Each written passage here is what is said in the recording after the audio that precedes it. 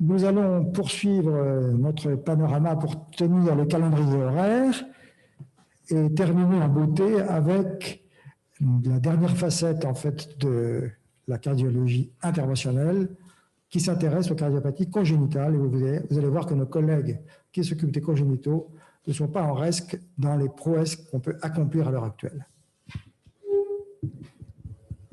Bonjour, merci beaucoup. Je suis Damien Bonnet, je suis cardiologue pour enfants à l'hôpital Necker Enfants Malades. Et je vais essayer de vous montrer ce que nous faisons dans le domaine des cardiopathies congénitales et j'espère de vous distraire un peu en sortant du domaine de la cardiologie interventionnelle classique.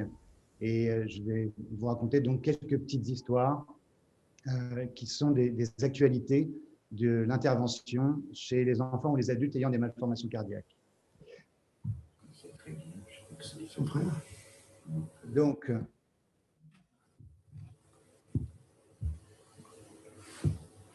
voilà, le cathétérisme interventionnel, vous savez qu'il y a eu un prix Nobel sur le cathétérisme avec Werner Forssmann qui s'est cathétérisé lui-même avec un cathéter urétral en attachant l'infirmière à la table de cathé pour qu'elle ne le dénonce pas. Et il a amené ce cathéter urétral jusque dans son cœur pour pouvoir y mesurer les pressions. Et il a eu ce prix Nobel avec Dickinson Richards et André-Frédéric Cournant qui travaillait à l'époque aux États-Unis. Et un des premiers livres qui a été publié par Cournant a été le livre de cathétérisme des cardiopathies congénitales avec de nombreux exemples et qui est pour nous un livre de collection absolument remarquable. Et donc, c'est William Rashkin qui a fait le premier cathétérisme interventionnel chez l'enfant. Et le titre des grands journaux, ou des journaux grand public, je devrais dire, quand il a fait sa première manœuvre de Rashkin, qui consiste, et je vais vous le montrer brièvement, à élargir la fosse ovale dans la transposition des gros vaisseaux, le titre était que cet homme faisait des trous dans le cœur, là où d'autres tentaient de les fermer chirurgicalement. Et donc, ça a été, pour les cardiopédiatres, le père du cathétérisme interventionnel. Et donc, cette manœuvre qu'il a fait en détournant une sonde de Fogarty qui servait, comme vous le savez, à faire des embolectomies essentiellement liées à soit des thrombus, soit des emboles à partir d'endocardites. Il a détourné cette sonde, il en a plié le bout et il l'a formée pour qu'elle puisse, comme vous le voyez sur la petite animation de droite, venir déchirer la cloison interauriculaire, permettre le mélange des sangs dans la malformation cardiaque et la transposition des gros vaisseaux, où vous voyez que les deux vaisseaux naissent de façon discordante du ventricule droit pour l'aorte et du ventricule gauche pour l'artère pulmonaire. Et donc voilà en image cette manœuvre de Rashkin qui est aujourd'hui la manœuvre que doivent maîtriser les cardiopédiatres puisque c'est la manœuvre qu'on fait en urgence dans cette malformation pour permettre au sang de se mélanger dès que les enfants naissent et avant qu'on les répare chirurgicalement. Voilà le résultat d'une manœuvre de Rashkin avec à gauche le foramen ovale tout petit, très restrictif, qui ne permet pas un mélange adéquat du sang bleu et du sang rouge. Et donc à droite, une fois qu'on a fait la manœuvre de Rashkin, dont je vous ai montré les images, vous voyez que la cloison a été déchirée et qu'à ce moment-là, le sang peut se mélanger et l'enfant survivre jusqu'à l'intervention chirurgicale. Alors ça, c'est l'historique du cathétérisme des cardiopathies congénitales. Alors qu'est-ce qu'on fait aujourd'hui? Quelles sont, on va dire, les choses les plus avancées dans le domaine des interventions sur les cœurs mal formés? Eh bien, le premier domaine, c'est celui du cathétérisme cardiaque fœtal. Le cathétérisme cardiaque fœtal, ça fait presque 30 ans, même 30 ans cette année, hein, c'est 1991 qu'il a été fait pour la première fois chez un fœtus in utero, par une équipe à Londres, qui est l'équipe de Maxwell, Tynan et Lindsay Allen, qui était l'échographiste fœtal, et qui a permis techniquement de dilater la valve aortique. Cette technique a été longtemps décriée, surtout dans ses indications, mais aujourd'hui, on connaît mieux les indications, on sait mieux la faire, la mortalité est devenue très faible et l'efficacité sur la croissance des ventricules est devenue bonne. Donc, je vous montre ici comment on fait. Donc, c'est une équipe à la fois d'interventionnistes, mais aussi d'obstétriciens, puisqu'il faut aborder le mobile fœtal, bouger le fœtus pour le mettre en bonne position, et on pique par voie transabdominale, transutérine, transthoracique du fœtus, la cavité qu'on veut aborder, et pour aller cathétériser, cette fois-ci de façon standard, avec du matériel miniaturisé chez le fœtus. On fait ça entre 20 et 27, 28 semaines de gestation. L'idée générale, c'est que les obstacles à l'éjection, en particulier sténose aortique ou sténose pulmonaire très sévère du début du deuxième trimestre, vont conduire à une involution du ventricule concerné. Donc le gauche pour les obstacles aortiques, le droit pour les obstacles pulmonaires. Et ceci avait été démontré préalablement aux premiers gestes d'intervention fétales qui ont été faits à Londres. Et l'évolution d'un ventricule très contraint, vous le voyez sur la pièce autopsique ici, c'est avec cette sténose aortique très serrée, c'est d'avoir ce qu'on appelle de la fibroélastose, c'est-à-dire une sorte de coquille d'œuf fibrotique de tout le ventricule qui va le rendre totalement incompétent, en particulier pour la diastole et son remplissage. Et vous voyez cet aspect ici d'hyperéchogénicité dans un ventricule gauche de fœtus. Alors, comment on fait? Je vous montre juste une séance ici. Vous voyez la paroi abdominale et utérine de la mère, le liquide amniotique, l'aiguille qui arrive dans le thorax du fœtus, qui rentre dans le ventricule gauche, et puis ensuite le petit guide qui va venir traverser la valve aortique, et enfin le ballon qu'on gonfle dans la valve aortique du fœtus pour l'ouvrir, et puis ensuite on retire le matériel qu'on avait mis en place au travers de la paroi maternelle. Et voici après donc cet aspect de ventricule gauche qui se contracte maintenant très bien avec un obstacle résiduel qui est devenu tout à fait modeste, et on espère qu'à la naissance, on aura peu ou pas à intervenir. Les résultats de cette technique sont aujourd'hui très bons puisqu'on en a précisé les indications qui étaient peu clair il y a encore 2-3 ans, et c'est devenu une technique de routine, même s'il s'agit d'un geste peu fréquent. On a élargi ces gestes de cathétérisme fœtal à d'autres structures, en particulier pour aller ouvrir des cloisons quand c'est nécessaire dans certaines cardiopathies où la physiologie fœtale compromet le développement, par exemple, de la vascularisation pulmonaire. Et donc, on peut mettre aussi des stents dans la cloison interauriculaire ou intervenir sur la valve pulmonaire. Plus récemment encore, on fait des traitements anti-arythmiques fétaux interventionnels. Et vous voyez ici un trouble du rythme très rapide avec le cœur qui s'ébranle à toute vitesse, à presque 350 par minute chez ce fœtus. Et quand les traitements qu'on donne à la mère et qui passent théoriquement par voie transutérine sont inefficaces, eh bien on peut aujourd'hui intervenir. On intervient en détournant la technique que vous voyez sur la vidéo de gauche, qui est la technique de plug intratrachéal, qui est utilisée pour traiter ou favoriser le développement pulmonaire dans les hernies de coupole diaphragmatique que vous voyez schématisées. En bouchant la trachée, on permet aux poumons de se développer et de repousser ce qui est hernié au travers du diaphragme. Et donc, nos obstétriciens savent maintenant très bien cathétériser la filière trachéale et donc l'ésophage des fœtus. Et donc, on a fait plusieurs manœuvres interventionnelles de stimulation ésophagienne chez des fœtus du deuxième trimestre en grand anasarque et qu'on n'arrivait pas à traiter avec des médicaments par voie transutérine. Et c'est devenu une technique, on ne va pas dire de routine, mais qui est une vraie option dans nos échecs thérapeutiques médicamenteux. Alors, si on passe du fœtus à des bébés un peu plus petits, eh bien, on peut parler des prématurés. Le prématuré, ou les bébés de très petit poids, c'est ce que nous craignons beaucoup parce que nous n'avons pas vraiment de matériel dédié pour cathétériser des enfants qui pèsent entre 600 grammes et 1 kg, des enfants qui ont 27 ou 28 semaines de gestation. Et la problématique essentielle de ces enfants, en dehors des malformations cardiaques, c'est la persistance du canal artériel. Les interventions qui sont faites depuis des décennies, ce sont des interventions chirurgicales, mais elles sont grévées d'une morbidité tout à fait importante, en particulier chez ces enfants qui sont souvent dans ces situations de grand péril respiratoire ou multi-organes.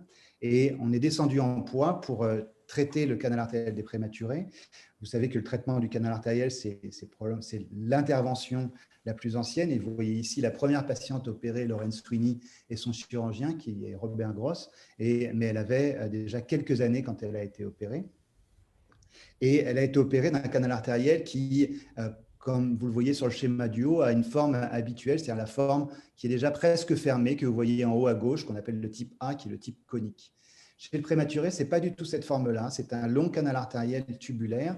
Et pendant longtemps, on avait des difficultés parce qu'on n'avait pas de prothèse particulière pour fermer ces canaux artériels de prématuré. Et on les a aujourd'hui. Et vous voyez ici un prématuré de 600 grammes qui a un énorme canal artériel. Vous voyez les deux branches pulmonaires, la branche pulmonaire droite, la branche pulmonaire gauche, et le gros tuyau qui est aussi gros que l'aorte, c'est le canal artériel qui persiste chez ce nouveau-né. Et comme je vous le disais précédemment, chez les prématurés, on faisait de la chirurgie en thoracotomie latérale gauche, ou bien dans le deuxième espace intercostal chez les bébés de moins de 1,5 kg. Et puis chez les plus grands, vous voyez ces vieilles cicatrices anciennes, un grand chirurgien, grande cicatrice. Et donc aujourd'hui, on le fait par voie percutanée. Voilà l'installation, on a du mal à voir l'enfant. Et on utilise des cathéters extrêmement souples qu'on appelle des microcathéters et qui vont être acheminés en fait au fil de l'eau dans le cœur du prématuré. C'est des cathéters initialement de 3 French, puis de 4 French pour rentrer, puis ensuite c'est des cathéters qui font 1 mm. Et on va aller depuis l'oreillette droite vers le ventricule droit, l'artère pulmonaire, le canal artériel et l'aorte thoracique descendante. Vous voyez ici l'angiographie qui montre le canal artériel. Et puis, avec la petite prothèse que vous voyez sur la paume de la main, ici, une minuscule prothèse qu'on appelle un piccolo, qui ressemble à un petit bonbon, eh bien, on va venir fermer ce canal artériel et avec, bien sûr, les mêmes effets en termes d'amélioration hémodynamique et respiratoire. On peut l'avoir chirurgicalement sans les inconvénients de l'ouverture du thorax et éventuellement de l'ouverture pleurale. Donc ça, c'est un vrai progrès chez les prématurés, c'est devenu aujourd'hui la routine. Alors, la présentation sur les remplacements valvulaires mitraux était superbe.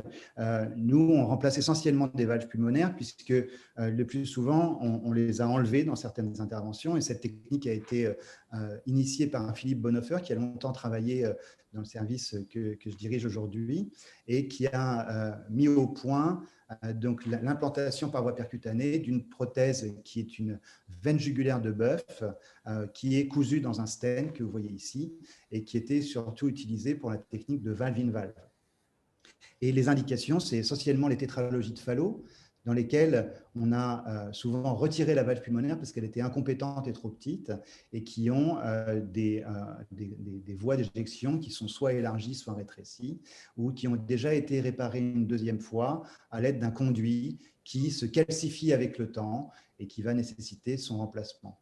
Et donc, la technique la plus ancienne est celle du remplacement à l'intérieur d'un tube que vous voyez complètement calcifié sur l'image ici à gauche, et la mise en place par voie percutanée d'une prothèse valvulée qui est cousue dans un stent. C'est la technique initiale avec la prothèse qui s'appelait, et qui s'appelle toujours d'ailleurs, Mélodie.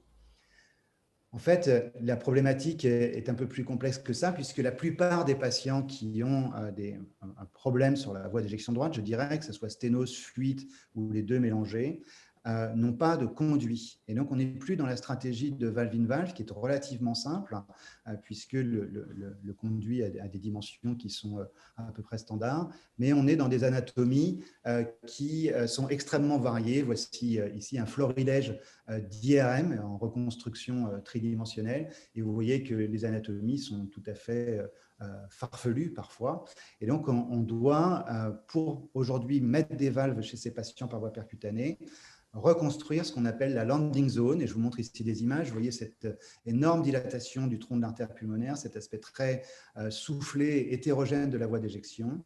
Et on doit donc, à l'aide de stents, de plusieurs, implantés dans les branches, prisonniers les uns des autres, reconstruire une voie d'éjection pour finalement implanter dans cette voie d'éjection reconstruite par voie percutanée une valve qui soit une valve Mélodie, soit une valve Edwards, qui sont les valves qu'on utilise aussi dans le TAVI et qu'on retourne pour la mettre en position pulmonaire, puisqu'on arrive par la voie veineuse, donc dans le sens antégrade, pas dans le sens rétrograde comme dans le TAVI, par voie fémorale.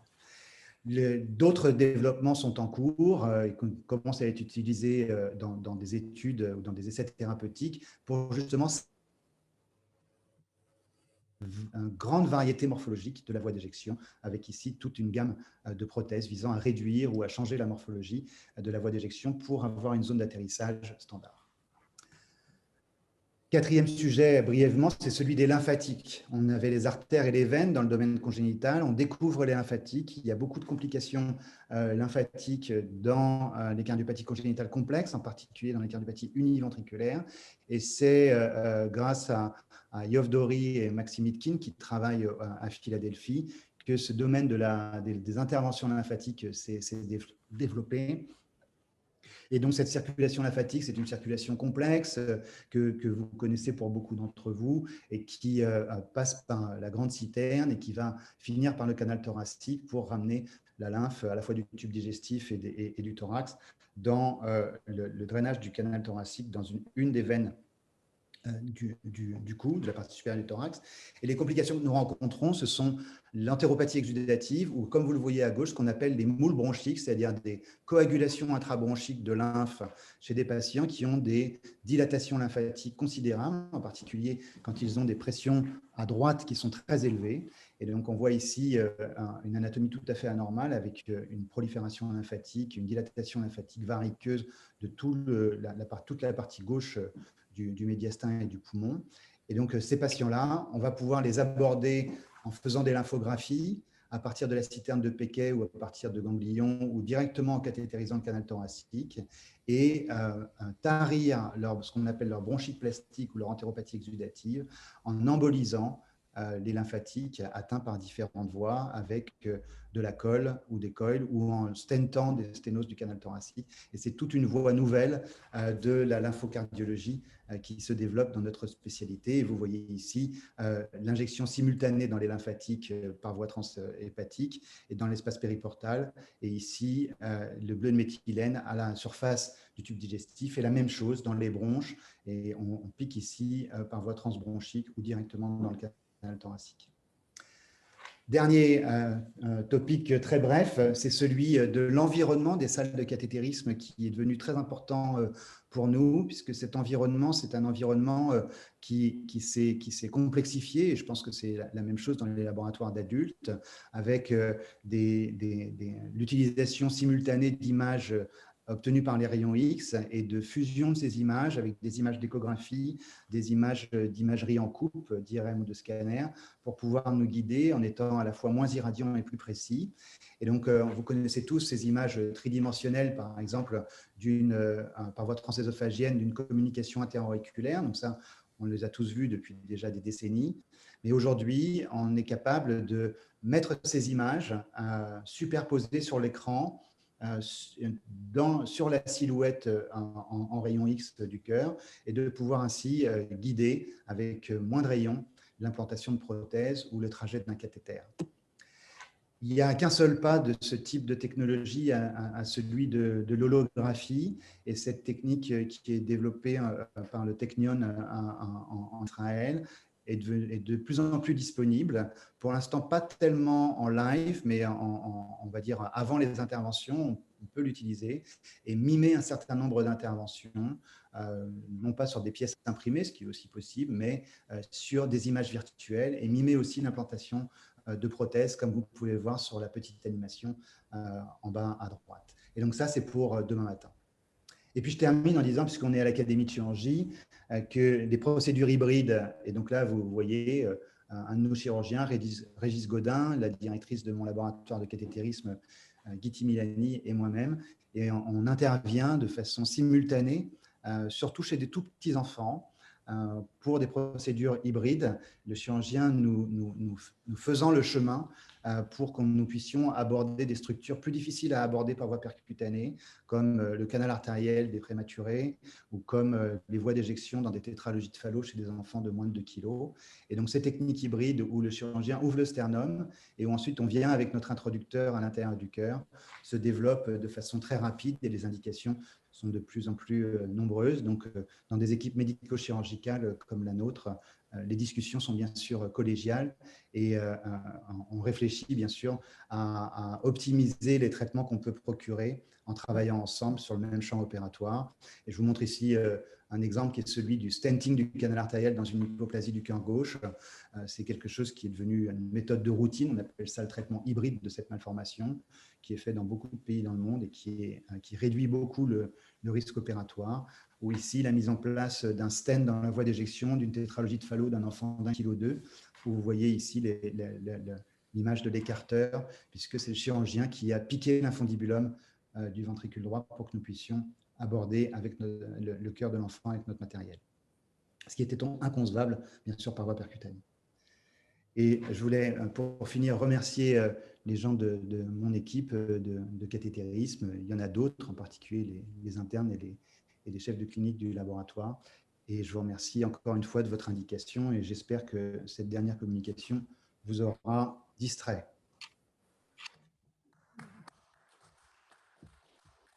Non seulement elle nous aura distrait, mais elle aura suscité notre enthousiasme à tous. C'est absolument extraordinaire. Je voulais savoir, vous plaidez également des convertis en disant que les chirurgiens et les cathétériseurs sont amenés à travailler étroitement ensemble. Nous pensons cela depuis des années et nous en voyons bien le bénéfice. Foin de la cisanie, pas de cisanie entre nous et pas de jalousie. C'est très important en fait. La bonne entente dans les équipes, c'est fondamental.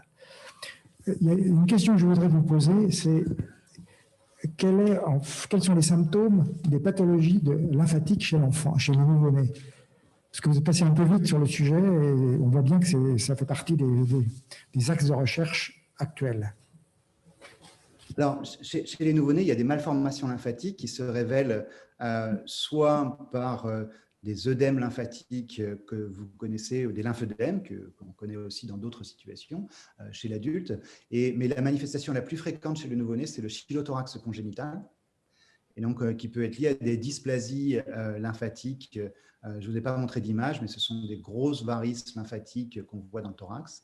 Et il peut y avoir aussi des symptomatologies respiratoires qui sont liées à des lymphangiectasies pulmonaires et qui sont un sujet, on va dire, à la fois proche et un peu plus éloigné pour lequel nous n'avons aujourd'hui pas véritablement de traitement. Mais le sujet qui nous intéresse le plus, nous, c'est celui des complications lymphatiques du traitement des cardiopathies univentriculaires, c'est-à-dire ce sont des cardiopathies dans lesquelles nous dérivons le sang veineux systémique, donc les veines caves, directement dans les poumons pour pallier ces malformations.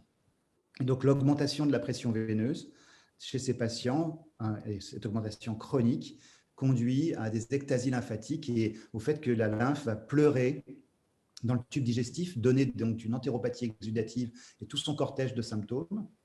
Et puis, la lymphe va aussi pleurer dans les bronches, mais là, elle est exposée à l'air et va y coaguler et donner ce qu'on appelle les moules bronchiques, donc un moulage avec de la lymphe coagulée de l'intérieur des bronches que les patients vont expectorer dans des épisodes de toux, mais qui peut aussi conduire à des atelectasies ou des grandes détresses respiratoires. Vous avez, Jean-Philippe Metzger vient de parler du partage des responsabilités entre les cardiologues interventionnels et les chirurgiens. En fait, nous sommes convaincus à l'Académie que c'est celui qui sait faire qui fait et qu'il n'y a pas de différence d'essence entre le chirurgien et le médecin interventionnel. Nous avons, nous, en chirurgie, la notion qu'on développe de plus en plus de la learning curve, c'est-à-dire de la durée d'apprentissage d'une technique. Vos techniques sont tellement époustouflantes que je me demande comment vous arrivez, sans la simulation, à développer une learning curve. Alors, c'est une question difficile parce que, je dirais, il y a des techniques qui ont l'air difficiles mais qui ne le sont pas beaucoup, comme par exemple la dilatation valvulaire fétale. Parce qu'en fait, c'est le mélange de compétences ou l'association des compétences qui est difficile à réunir. C'est-à-dire qu'il faut la bonne indication, donc l'échographiste de grande qualité, l'obstétricien et toute l'équipe qui entoure la mère pendant le geste qui soit totalement compétente pour aborder le fœtus. Et puis ensuite, nous, on arrive, une fois que la sonde est dans le cœur, on met un petit ballon dans la valve aortique et puis c'est fini. Donc, je dirais, dans ce geste-là qui a l'air impressionnant, en fait, ce sont les autres qui sont bons. Ce n'est pas le cathétériseur. Donc, je pense que pour des gestes complexes, c'est tout l'amont, c'est-à-dire toute l'indication, toute la préparation de la procédure, probablement la même chose pour les autres valves, qui va faire que le geste, la réalisation du geste va être de bonne qualité. Mais en travaillant quotidiennement avec des chirurgiens, je pense que c'est tout à fait la même chose. C'est-à-dire que si on a parfaitement défini le diagnostic, qu'on a une stratégie concertée, définie sur des documents d'une qualité irréprochable, eh bien à ce moment-là, le geste va être réussi. Et le talent, c'est quelque chose en plus. J'ai répondu à côté de la learning curve, mais j'ai du mal à vous répondre parce que, par exemple, si vous me demandez combien de fois nous avons fait de cathétérisme lymphatique, je vais vous dire 6. Mais non, mais c'est bien pour poser la question. On est au début de cette histoire, mais je pense que c'est une histoire intéressante parce que c'était des patients pour lesquels nous n'avions aucune solution, ou très peu. En fait, on les transplantait en espérant que ça guérisse après. Et aujourd'hui, je pense qu'on peut leur apporter quelque chose simplement en réfléchissant et en optimisant le matériel avec tous les développements qui existent dans toutes les spécialités. Cher Damien, c'est par grande élégance que vous n'avez pas dit que vous, les cardiopédiatres, vous étiez à l'origine de la cardiologie interventionnelle. Qu'il s'agisse de Rashkin au départ, ou la première implantation des valves percutanées que vous avez mis en voie pulmonaire. Donc, je le dis pour dire de la part que la cardiologie interventionnelle doit à des cardiopédiatres. Par contre, dans votre exposé, je n'ai pas entendu parler des cardiopathies congénitales arrivées à l'âge adulte.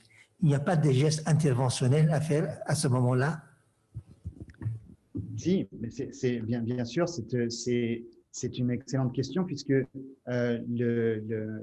la plupart des valves pulmonaires que nous mettons, et donc avant de venir vous voir, je suis allé en mettre une à Georges Pompidou, c'est chez les adultes.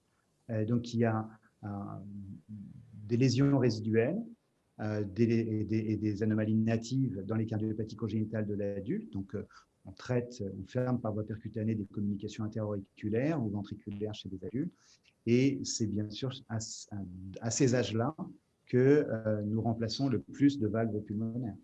C'est cette population-là. Voilà.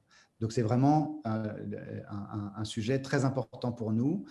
Dans notre spécialité, aujourd'hui, enfin en tout cas en France, ce sont les cardiologues, on va appeler congénitalistes pour ne pas les appeler pédiatres, qui interviennent à la fois chez les fœtus, les bébés prématurés, les enfants et les adultes. C'est la compétence qui... et là, c'est juste la taille qui change. Et c'est la même chose pour les chirurgiens. Il a été montré que les cardiopathies congénitales arrivées à l'âge adulte, qu'elles soient natives ou bien qu'il s'agisse de lésions résiduelles, doivent être opérées par les mêmes chirurgiens que ceux qui opèrent les nouveau-nés. Tout à fait d'accord, mon cher Damien. Merci beaucoup. Nous étions enchantés par votre exposé. Merci beaucoup. Oui. Eh bien, je vais conclure cette très très belle séance organisée par Jean-Philippe Metzger et animée par Gerhard Schranzbach. Je suis épaté de vos compétences techniques, mais aussi intellectuelles, qui guident le geste que vous décrivez comme très simple, mais que d'introduire le cathéter là où vous souhaitez qu'il soit est déjà, à mon avis, un geste extrêmement complexe. Je vous remercie tous. La séance est levée.